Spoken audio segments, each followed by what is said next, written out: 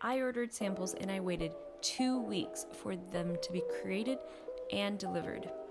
It was a lot like waiting for Santa to deliver presents, but with a lot less magic. I was so excited to get them. I've been waiting for so long. When I finally opened it, however, I was, pretty disappointed. I'm sure you could all relate to the feeling of getting your hopes up, only to have them let down. Stick around to see how you can adjust your expectations for receiving product samples and work through your disappointment to keep on going. Welcome back to my channel. I'm Jenny, and in this video, I'll be sharing with you what to expect when receiving product samples from a supplier. So the first thing you should expect is to be disappointed, especially if you're new to Amazon FBA and you plan on altering a product before listing it. In videos I saw, they did say be as specific as possible when communicating with the manufacturers. And this does make a lot of sense. And I tried, but I'm new to the textile industry.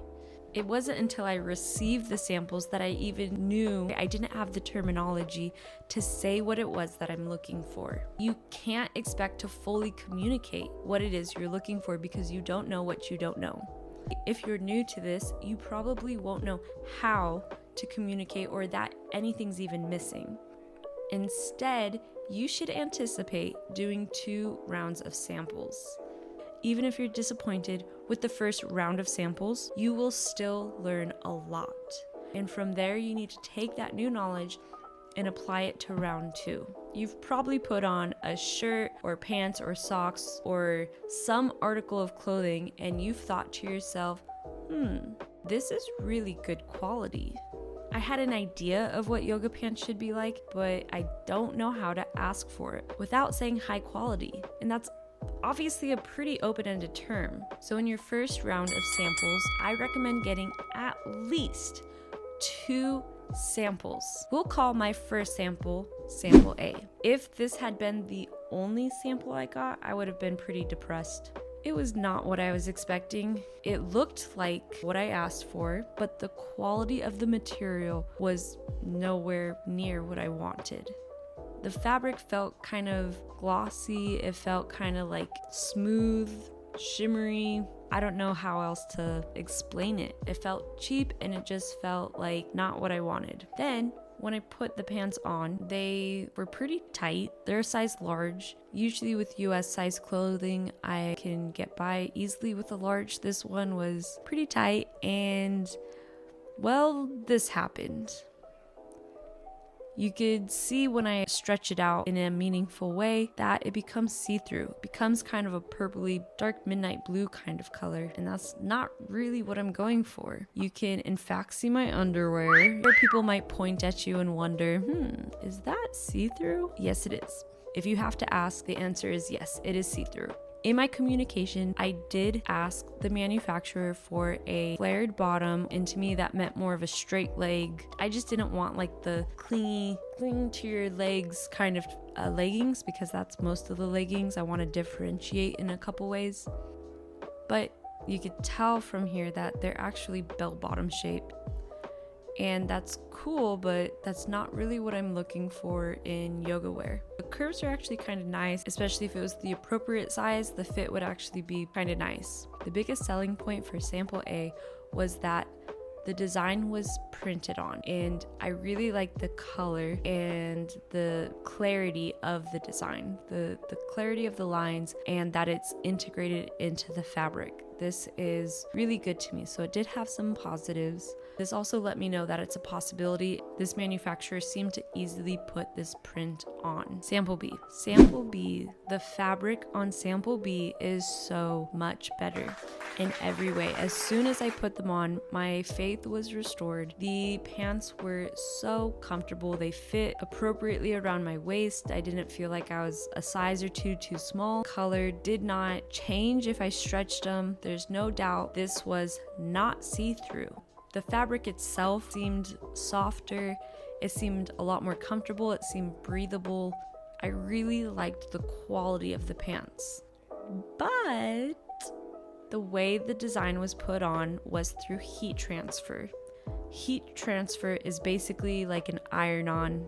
It's like taking a sticker and slapping it on to fabric. And when you look at this a little bit closer, you can really tell that, you know, the white around the design, around the edges, is uneven, and you know after a few times in the wash it's going to crack, it's going to peel, it's going to distort. And I didn't want that at all. This pair of pants was not bell bottoms. This was the boot cut style that I was looking for. After receiving these 2 samples, I realized I have to do more research. After you've received your first round of samples, gather the things that you don't know anything about to do some research. What are the features of your product and what are the manufacturing methods? I needed to really figure out, how do I talk about the texture of fabrics? I really considered trying to find the closest factory just so I could go around and touch all the fabrics and know exactly how they feel and communicate exactly what I want in a fabric.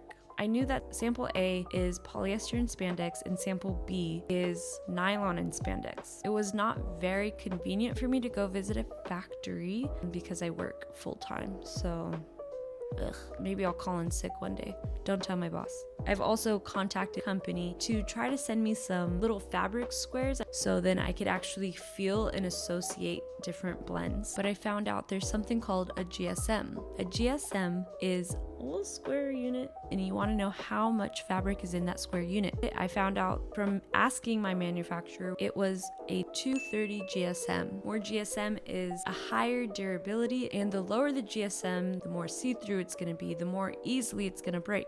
The next thing I wanted to look up was the costs associated with the methods of printing. For the heat transfer, you have to make a sticker for each pair of pants. So it becomes cost effective depending on how many to actually do the screen printing, which is my preferred method. In my search, I also started to find though the number of colors that you're using will change the cost. And it depends on the machine you have. Some manufacturers might have a bigger scale machine that could handle 14, 15, 20 colors, and some might only be able to handle like 4 colors. Another thing I considered is I need to expand my search. Back to Alibaba, and I looked for yoga legging manufacturers. I'm starting to think Alibaba's getting pretty saturated. I also started to kind of play with the Jungle Scout supplier. I would go onto Amazon, find some yoga leggings that were within the price range of like $20 to $30, find their manufacturers. Surprisingly difficult. They either kept changing or I had a hard time accessing their website because they're a Chinese website. I found there's a website called 1688 and this is basically the Chinese version of Alibaba. You could go on, you could look for the same exact product, and they'll often have it at a lower cost because it's expected to sell in a Chinese market and not in a US market. It is worth looking on there and negotiating. You can try to communicate. It could appear cheap at first, but then once you add in the delivery fees, because it's international delivery, it might change. But it's worth looking into with whatever you're doing. I gave my feedback to both manufacturers about what it is I want changed. On sample A, I ended up giving them my notes about what I wanted changed. I did a really bad spy job, basically. I sent in a friend who knows Chinese, and I had them call the lady and try to ask for a product without mentioning my product, but it had the same exact things, just to see if they would give her a different quote than what they would give me. Typically, if they know you're coming from the US, they hike up their prices. So see if I could get just an idea of how low they're willing to go. So when it comes to negotiations, I could try to lower the cost, and I know they're low cost. But they very quick to figure out that it was me that she was working with. It was pretty obvious. They just kind of grilled her on what our relationship is and what the business practices are. And she came back with a number of $10 and some odd cents per yoga legging. And I thought that's too much. So they didn't contact me again. I didn't contact them. Next time I'll be more sneaky. Sample B came back and they told me we don't have the ability to print it, but we can make it very, very durable. Do I kind of bite the bullet and put out a product that I personally don't like? Am I putting my feelings above my product? Because maybe other people don't mind it. Maybe this is just a me thing. Quick survey around the office. Let me know. This looks bad. It was pretty unanimous. I felt I was left with 2 options.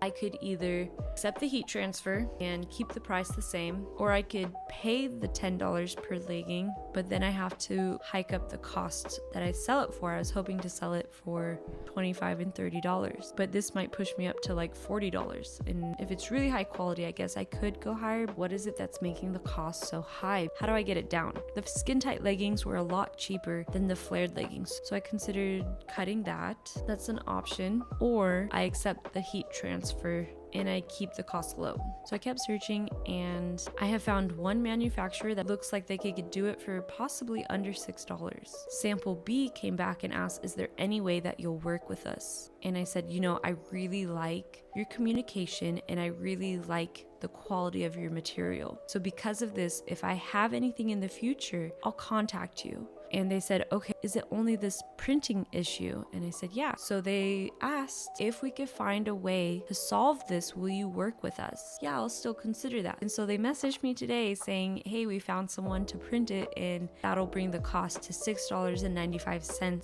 So I'm excited. So I want to get this one sample in and get their price kind of locked in.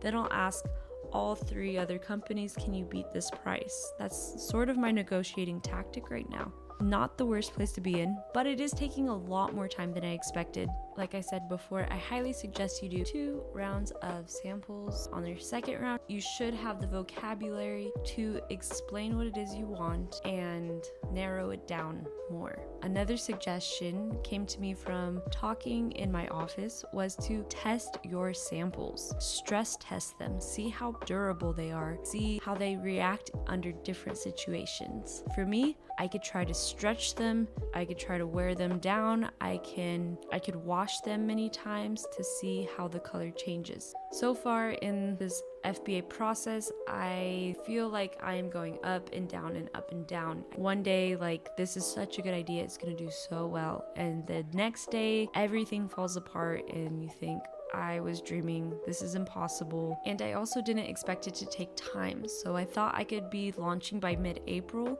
Now I see that's not the case. It's gonna be another month or so, at least. Give yourself time to find the product that you're happy with. Of course, I really want to hit the shelves as fast as possible. This is what it's like to get your product samples. So my next steps while I'm waiting, again, I need to get my bank account situation figured out. I've been scarred by being rejected from that first bank account. I need to build a website. I've started to brainstorm ideas. I'll talk about that maybe in my next video. I'm starting to feel nervous that my Amazon seller account might not work. I'm worried because right now I'm abroad, and I don't mean just the lady. I mean out of the country. Those are my next steps that I see right in front of me. Thank you so much for sticking around to the end. I hope you found this information helpful. Please share down in the comments what you felt like when you got your first product sample, what kind of products you're trying to sell, what product samples you received, and were you able to communicate exactly what you wanted? Leave some tips for us noobs, and I'll catch you in the next video. Bye!